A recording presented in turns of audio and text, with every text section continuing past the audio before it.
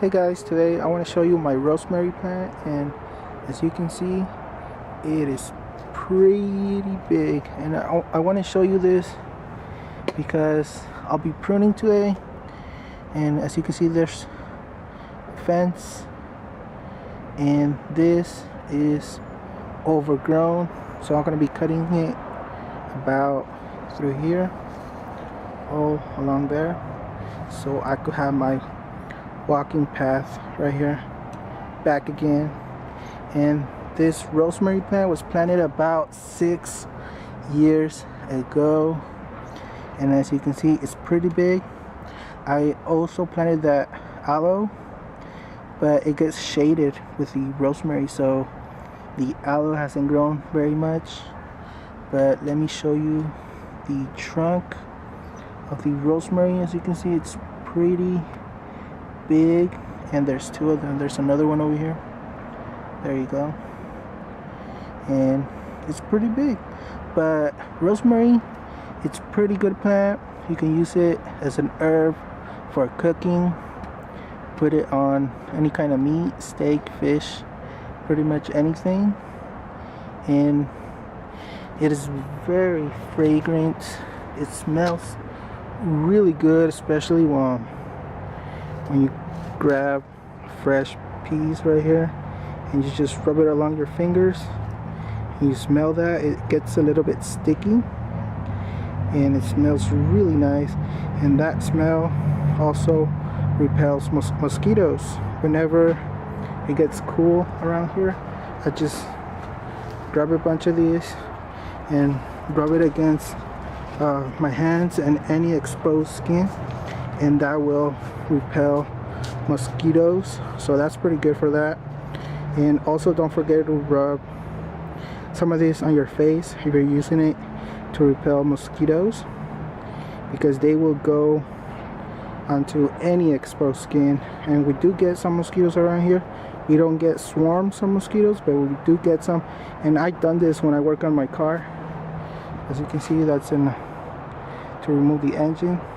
But yeah, just rub some of these and it'll be pretty good. It also has some really nice flowers at the top, but there you go. And those flowers attract beneficial insects like honeybees, but right now there's no honeybees because it's been a pretty cool day.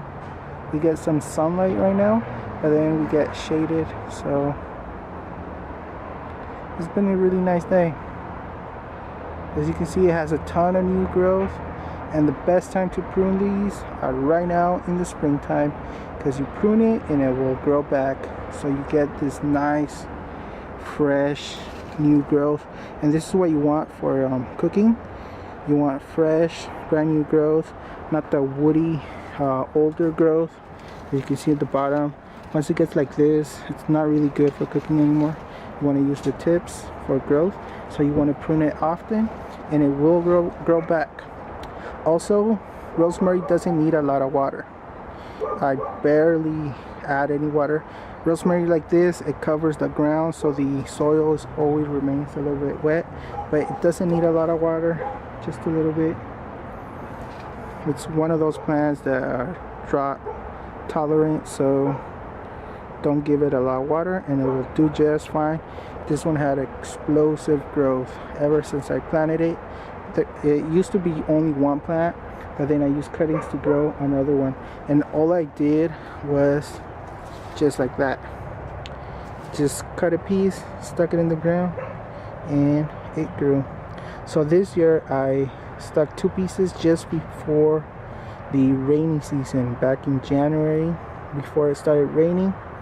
I placed some cuttings in there so the soil is wet, and usually if you do this you'll get about like a 60% success rate. So with 2 of them, at least one of them will take root, and that's a simple way to do this. But if you wanted to grow some cuttings, you can also place them in water. But there you go guys, and it's a beautiful plant. It's all green, and like I said, it also repels mosquitoes.